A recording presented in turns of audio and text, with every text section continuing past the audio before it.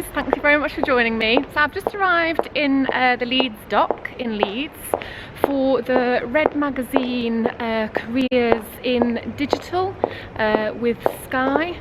So this is a conference for people who already have a career in the digital sphere or are looking to change their lives or change their careers to become to have jobs in digital, essentially. So there's some great speakers there. Digital mums are going to be there. Zanna, Dijk, Vicki, Psarias. So yeah, so I thought I'd take you with me to see what it's like, and hopefully let you see some of the sessions as well. So hopefully you can pick up some good pointers for yourselves on furthering your career in digital.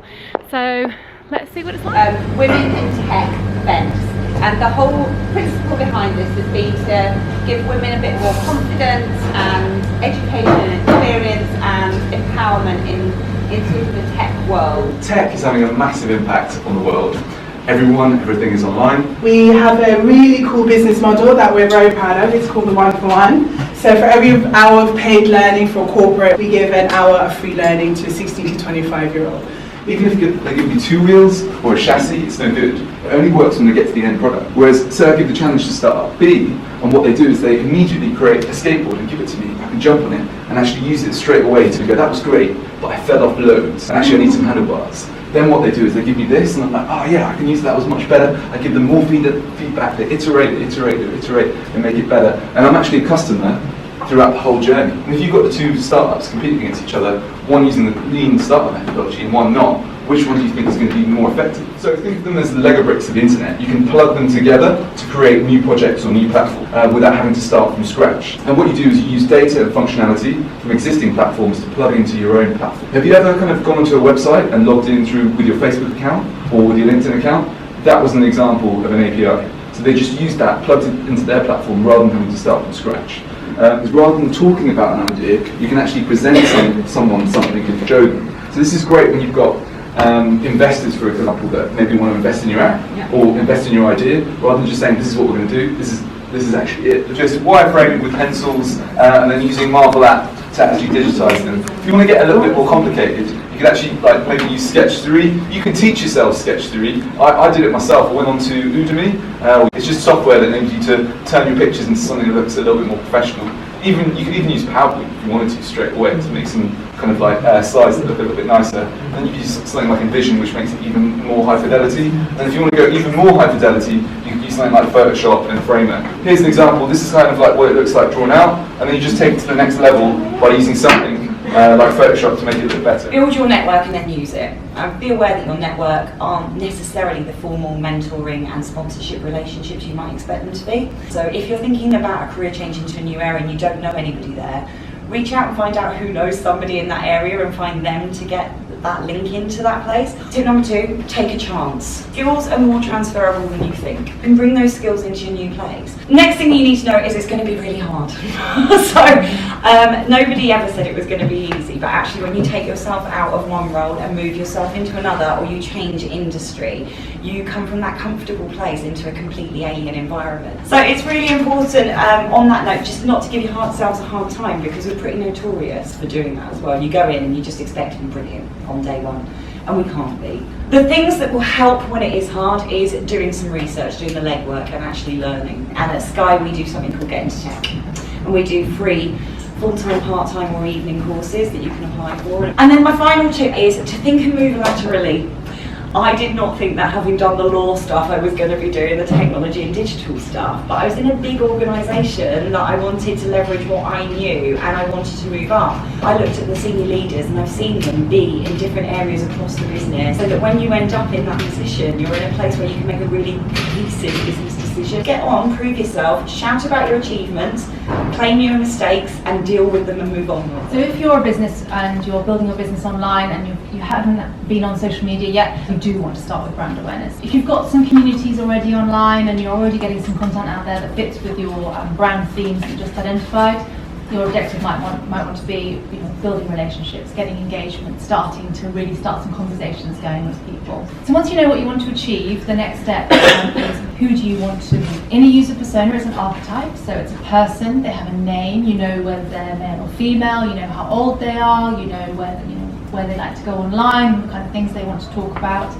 and they really do help you make sure that you're sharing some things that are relevant to those people online. Way too many platforms for you to be on all of them. As a rule of thumb, as a professional social media manager, we say 5 hours per channel per week. Facebook is still a biggie, over 1 billion users. Fantastic for B2C, not so good for business to business. However, Facebook is very much becoming a low-cost advertising platform rather than a social network. Instagram is fantastic if you are creative, if you like design, if you have that kind of flair, but also if you like communicating visually. It's working really well for both B2B, business to business, and B2C marketing. LinkedIn, fantastic for professional networking. So if you're here as a career changer, I would highly recommend you get on LinkedIn and start building your brand on that network. Twitter, fantastic for real-time events.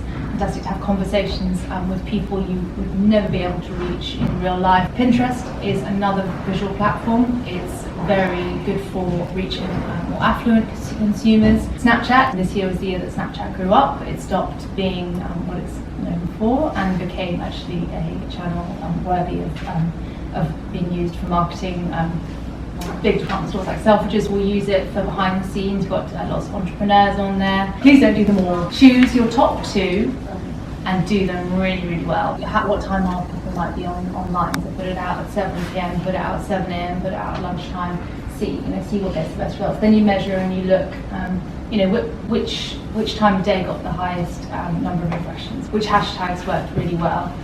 Use your analytics. You look at how far did that tweet get, how many people engaged. And this, with social media, is incredibly important because it's always changing as well. So the algorithms of each of the networks is always changing. The industry now is recognising bloggers and bloggers as being key, essential influencers and somewhere to invest their money. When I started, it wasn't really a job. Social media wasn't really a thing. Like, people just had the blog. And it was a hard thing to actually get traffic to your blog unless you knew the bloggers. Brands weren't really recognising bloggers, there's not really much paid work. And now we're all there with huge social media followings you can engage with. You can easily find somebody, you can link to yourself from so many different directions. It's so much easier to grow. And also brands are much more savvy about working with you, so it's literally the perfect climate to work in. What do you think are the key aspects to make your blog a success? I think you definitely need to find your area and find something you're passionate about, especially if you're like you're writing multiple times a day, posting content multiple times a day. If you're not passionate about something, you're going to get bored real quick. So you need to make sure that you actually really like what you're writing about. And then that also comes with authenticity. So if you really like something, you're passionate about it, you're going to get that vibe of authenticity. People are going to be able to connect with you more personally. If I think it doesn't matter if you've been there for 2 days or 20, 10 years, you need the confidence to approach that person. We've all got our objectives and our leaps of faith, and those will grow and change. Really just reach out, because I think we're all sort of scared of saying I'm new or I don't know stuff. Well, that's what we were saying about mentors. It's really essential that I've had mentors throughout my whole career, depending on what I was wanting to do at that time. So when I wanted to get into nutrition before I found my passion for fitness, and I had a nutrition mentor, and then I had a business mentor, and then I got signed to my agent and she became my mentor. So I think it's always important to have somebody who you go to for advice and who you bounce ideas off, and also somebody who knows things. Like, don't be scared to admit that you don't know everything. And come up with ideas, pitch to brands you like. You actually go and look for the brands that you want to work with, and look at the brands realistically. Look at brands that are small and up and coming just like you, and then you offer them some free collaboration, and you work on something together with them for free, and then as they grow and they get a bit of budget and they say, can we work together again, and then you charge them that time, or someone else comes to you and says, I love what you did with that brand, can we do something together? And it's about perception, it's about going, I've done this collab, then you can go to the smaller brands and say, look, these are people. You've got to build experience. Sunday nights, 6 p.m, that's the best time to post anything. I use tools like Social Oomph, so I use that to schedule lots of tweets, so it looks like I'm constantly online when I'm not. Our company was saying to us the sweet spot is to have half your audience coming through social channels and half your audience coming through Google, because if any of the algorithms change on any side... More should be search engine, because I work with the biggest search engine SEO, and they categorically told me that the majority of your views should be coming. The biggest number on your analytics should be through search engines, and then it should be Facebook, Instagram, Twitter. About engagement. So I recently went travelling. I find that when I do a lot of travel content, my engagement tends to go downhill because people can't relate to that as much as pure pure fitness content because it's an aspirational life where it's too aspirational. And I went away for a month. Half of it was work, half of it was play, and my following completely stagnated. On Instagram was where it stagnated the most, and I thought, right, I'm just going to try and switch it up in terms of my engagement. So I started going on every day just for 15 minutes and going through and commenting on things. Because I got to the point where I was so busy where I'd never commented on things or engaged with things. I was like, 15 minutes a day, I'm going to scroll, I'm going to comment, I'm going to engage. My following went up by about 1,000 in a week.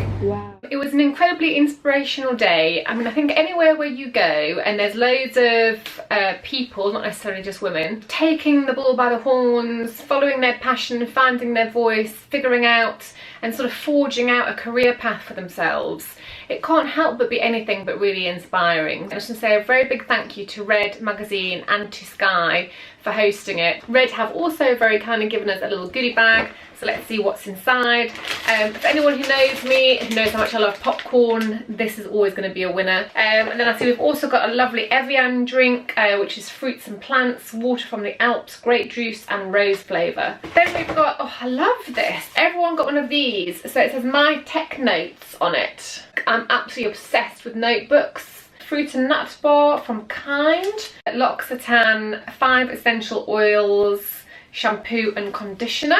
Some mints, I'm assuming they're mints from Sky. Oh, well, hello. We've got a couple little things from Benefit. So it's the Benefit They're Real eyelash range.